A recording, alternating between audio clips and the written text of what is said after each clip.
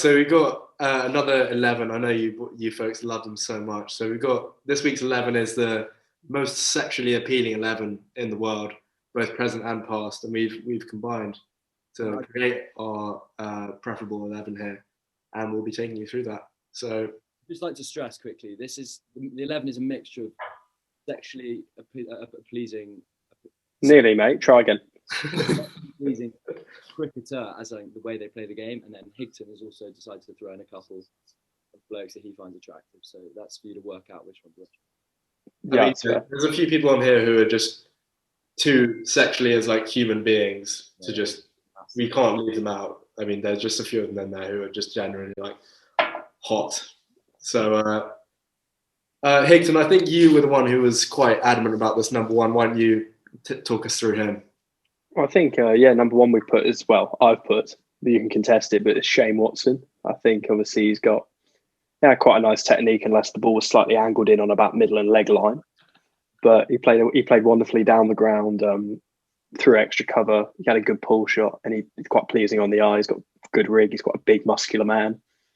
Where he had his long hair, he's had his short hair, and he's recently appeared in quite a few TikToks. He's created his own clothing, his own cricket brand rather, and he's been appearing in some Frenchy videos on TikTok, which are quite good to watch, and he's just beautiful. So I think he's got to be in there. Obviously, as an opener. Yeah, I think you justified yourself pretty well there, Ben.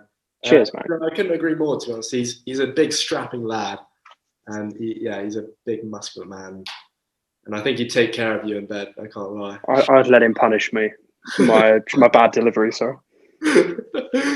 Right, number two. This is the man we've been talking about a lot. Watson, why don't you describe us number two? Okay. I just need a moment. Okay, fine. James Vince, just purely for that cover drive, the best cover drive in the game, in my opinion. Maybe behind the man we've got coming up later, but there's just nothing quite like a James Vince cover drive. He'll whip it out maybe when he's on 17 odd out, and he'll put one through the covers, and you'll think, here we go. It's finally his day to break past the 35 barrier. It's just good to watch, really. James Vince is like Joe and Bez. For the first 30 seconds, he's great. But then he gets out on 30. I am the biggest fan of James Vince there is. And as I've said, he should be the captain. But his cover drive, has he ever not timed cover drive? I don't think so. And even when he edges the second slip, which is his favourite dismissal, he just looks so good. It's almost like he meant it. He's like, oh yeah, I've got 30 and I'm done here. Don't need 50. 30 is equally essential. So deserved place in the 11. I think that's a great way of putting it. I think a lot of men could probably resonate with that sort of analogy.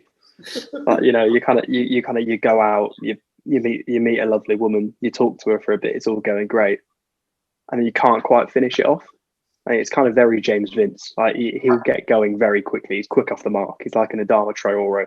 He gets through on goal, and then he gets there. I never thought I'd hear that, James Vince compared to Adama Traore.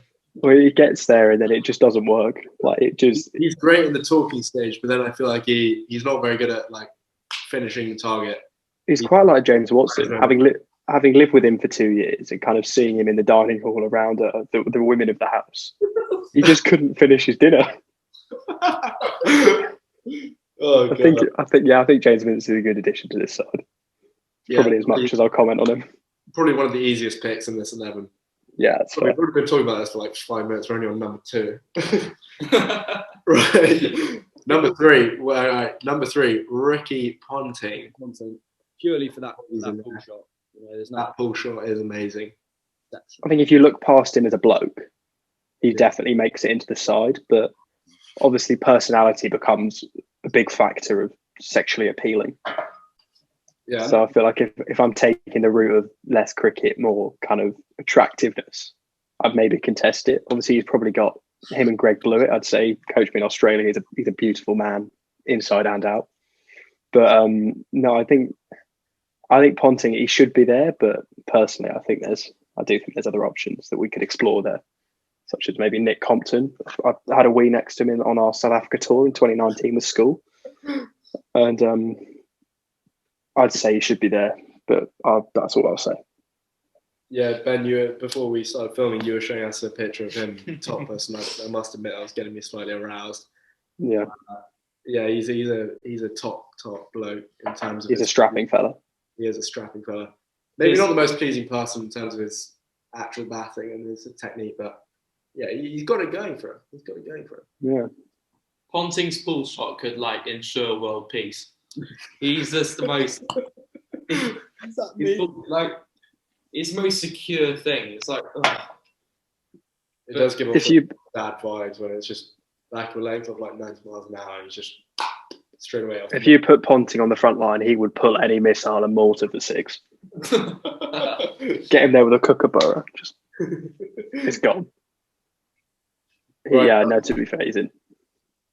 Number 4 then. Arguably the finest batsman in the history of cricket. Sachin Tendulkar. I think it's clear to see why he's in the side. I think it's a no-brainer. It's something I've been called a few times. It's Little Master, and I think the way he just caressed the ball through the offside. I think if you throw yourself back to that double Tuddy scored, I don't think he played a cover drive the whole game because he knew it was a weakness of his, and he just adapted his game. I think he's the Joe Root of this side. He's in at 4. He solidifies the order. He's definitely in there. I don't know what more can be said, really. He stops that top order collapse, which is inevitable with the top four we've got. He does. Yeah, he has that air of safety about his batting, which adds to the sexuality, where you just know he's going to make runs. He's going to dig in every single time he bats, and it's just it's beautiful to watch. I know he's retired now, but back in the day when he was playing 2012 in his final year, it was just so nice to watch. One of the best players. Number 5, I think Ian Bell we've agreed on. Watson, could you shed some light on this decision? I mean, there's just absolutely zero debate on this one. But watching that cover drive, for that 4 seconds, that 5 seconds that you're watching that slow mo, all your problems in the world just disappear, and every single problem you have just disappears. But yeah, no, I think he's a decent bloke as well, which sort of adds to that. Sort of an extra dimension, like Ricky Ponting. He's a nasty bloke, good cricketer, but a nasty bloke. But I think Ian Bell has actually got that extra dimension, that extra side than Ricky Ponting. If Vince is like Durex, Bell's like Durex Plus. Bell's Trojan. Bell is Trojan. As much as this man was a good cricketer, he's packing heat. He has to be. Maybe but no, his batting is, but maybe not himself, because he is ginger as well, or he's marginal, but I'd argue he's ginger. I can think of one of our podcast watchers who is a little bit ginger, and I don't know if you'd say the same there, but I digress. But no, Ian Bell's he's in there. He's got to be in there. He's a good cricketer. He's not too displeasing. Just going back to what you were saying, Watson, his cover drive is sort of the nicest thing you'll ever see. But I'm not sure if you guys are a believer in the afterlife and heaven and hell and that kind of thing. But I picture heaven as just watching Ian Bell's cover drive on repeat. I just think that is the safest environment you'll ever be in, and the best environment you'll ever be in. I could think of about 100 other things I'd picture heaven as, but I'm glad I know where your head is, Joe. That's my heaven for sure. It's just unlimited pleasure when you're watching that. My heaven, if I could think, it's probably Watson's mum on the sideline watching one of our Potter 19 games.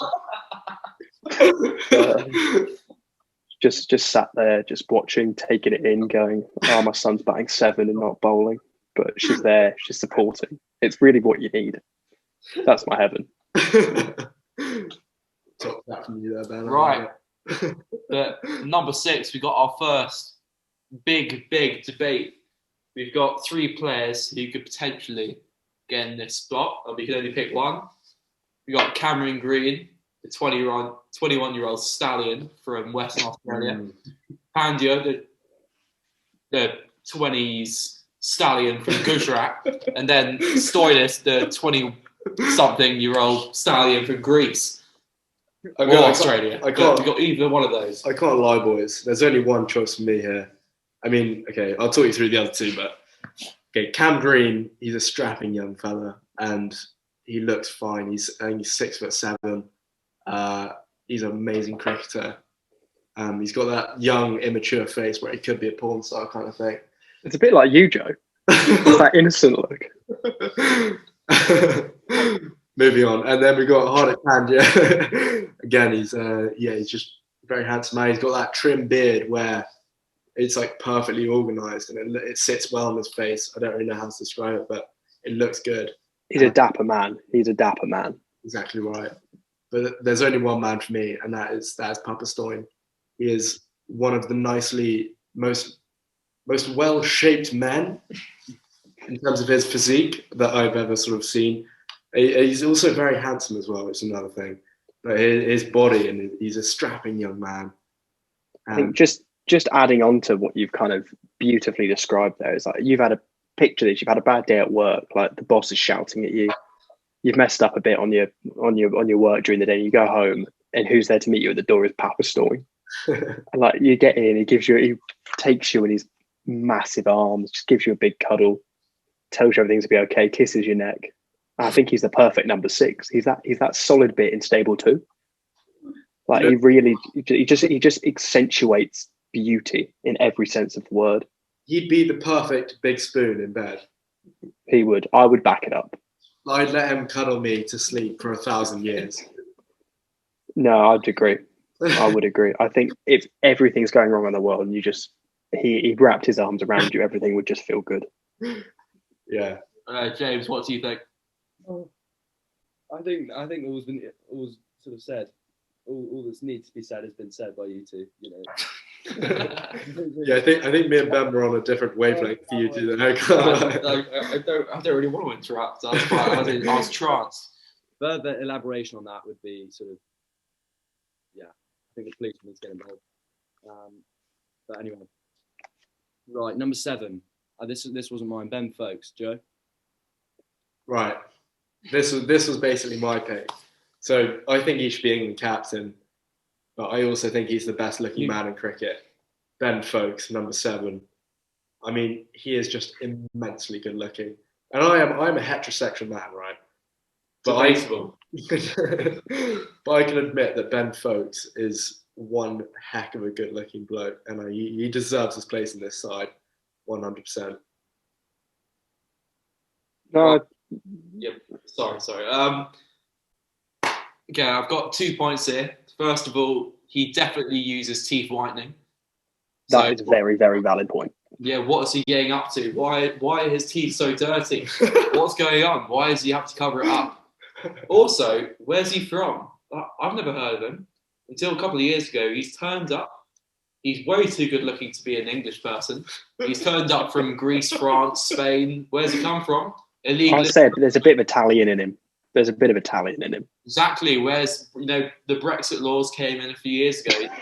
We got to really figure out where he's come from, to be honest. But obviously, I did favour Brexit, but we don't know where Folkes is from. Where's he come from? But I love his batting. He bats well against Sri Lanka, but let's be honest. That's about it. Exactly. And to be honest, I think you could pick any other keeper to go in perfectly. Like even Gilchrist's batting, left-handed. Again, left-handed is a big, just pleaser for sexual orientation. I think if we're talking about other keepers and a man who he's gone under the radar but could get Joshua De Silva. He's a gutsy player. Like if we're not the most sexually appealing to look at, but he's a grinder. He's a grafter. He's the guy who's at the club. He's still there at 3 a.m. and he's really honing his trade in at that point. I think that can't be ignored. That sort of behaviour. Like I've seen it for 6 months. That lone wolf who just stays there. Everything's dying down. Everyone's gone home. He's just there, like patrolling, like, rallying the troops. And I think he'd be a good number 7 actually. Yeah. I think he'd do well. But no, obviously with Folkes, if we go back to him, he's beautiful. He's a handy cricketer too, and I think he is probably quite solid in that 7th position. I think we could all probably agree on that one. What's up? What about Ben Folks? Yeah, I'd agree with what you lot were saying. I think Dickens, I think it's a valid point, your Brexit point, but you know, at this moment in time, I think it's invalid. You know, he's a good-looking chap, plays the game in a nice manner. I think he's probably. Okay, James, I know you're a heterosexual man, but I know that, like us all, you are entranced by Pat Cummins.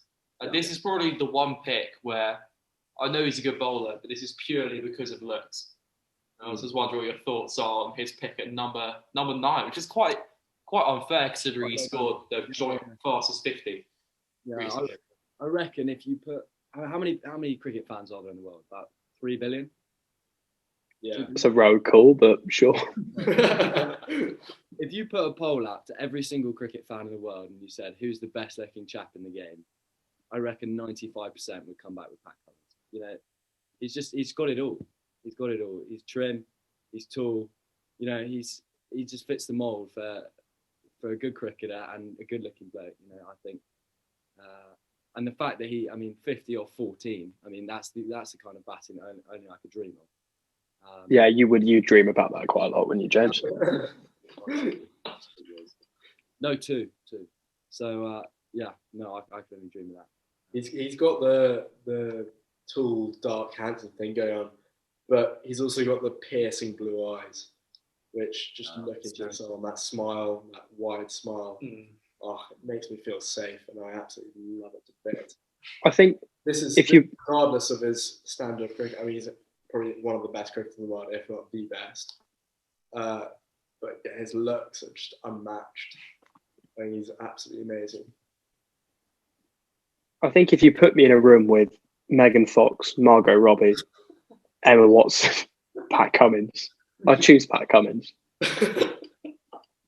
I just think he's just fantastic. Like if you close your eyes and think about that one beautiful human being in your head, he's in the top 3. Like, he's got to be there. Ben, I think you're spot on there. I couldn't agree more. Yeah, I think given any cricket fan or even any man, heterosexual, homosexual, whatever. I think we're testing the limits of all here, but I'm all for it. So sexual orientation, you choose Pat Cummins in that situation, and that's why he deserves his place in this side. I think it's clear to see why. He's an amazing, amazing person. No, I'd agree. Well, changing the subject slightly to number 10, we've gone more for the personality here in Ishant Sharma. I think there's a few reasons why he could be selected here. So maybe, Mr. Dickens, you could shed some light on these. Ishant Sharma, he was an idol when I was 4 and he's an idol now. Long hair, short hair, no hair. He is perhaps the most extraordinary bowler I've ever seen. He bowls consistently around that 80, 82 mile an hour length. He is rigorous in his deceit of batsmen outside off stump. But most importantly, he makes me feel loved the way I've never experienced before. The reason why is that when he comes on, you got your Bumrahs, you got your Shambis, but they're erratic. You know, they can change. They come and go. But Ishant Sharma is always there for me. And his expedition outside off stump, nicking off Cook, nicking off Strauss, nicking off all those players, is just so pleasing for all of us. And for that reason, he is the most sexually appealing bowler to me. But also, his face just makes me feel happy. I think that's fair. He's got like a rugged look to him. I feel like he could save me from a burning building and I would jump lovingly into his arms. And then on the way home, he'd teach me about the art of precise swing bowling. And I'd listen intently, hanging on to every word. I just think he's there at number 10. He could be higher, but he can't stick to save his life. But he's there. He's also a mightily tall figure. He's probably like, 6'5", 6'6". He's a big man. I reckon he's got something dangling between his legs, which needs no more mentioning than that. I reckon he's got a big flopper on him, which is another reason why he gets in the side. Right. So to finish the podcast this evening, we have the most important spot in any cricket team, number 11. Now, number 11 holds many, many values. They're the worst stick. Apart from if you're Jack Leach and you get 92 at Lords for no reason. But apart from that, you're the worst stick. You sometimes get a bowl. Yeah. But in this case, we've got 3 distinguished bowlers. 2 Englishmen. In their own right. And we've got a bit of a debate going on here. We have James Treadwell, who no one have heard of him. He's a bald right arm off spinner who plays for Kent. Mitchell Terraway Johnson and Chris Tremlett, who is my pick of the bunch, who is a 6'9", a giant with 6-pack bigger than me. I'd just like to say one thing. You're saying Tremlett, and I'd probably have to agree with you overall, but going back to that 2013-14 Ashes down under, you've got Mitchell Johnson steaming in bowling over 150 clicks, which is over 90 mile an hour in the English language. And you've got the moustache going down to his chin. Oh, and it was like, it was amazing. It's like thick, bushy, just raw Australian moustache, steaming in, bouncing out people for fun. I think. Yeah, go on. Sorry, butting in. I think Johnson, he's got to be there. I think personally, I think having spent 6 months of my life in my first year of Marlborough writing a dissertation upon the 2013-14 Ashes series, and I know the man marking my dissertation is watching this, and he gave me a B, which for the record I'm still not over. Just the way he bounced back from that series in England, when, I mean, we all know the chant about Mitchell Johnson and where he bowls, and coming back and basically putting 2 blokes in retirement. He was that good, and he probably still would put blokes in retirement now, even having not played for a few years. But I think obviously there are 3 men there, and I think Treadwell also. Why is he there? Well, I think, why isn't he there? Why aren't there more bold kings there? Like, that man was possibly the most boring to look at and to watch play cricket. But he's just there. He's the, who could I, in football terms, he's the Mark Noble of cricket.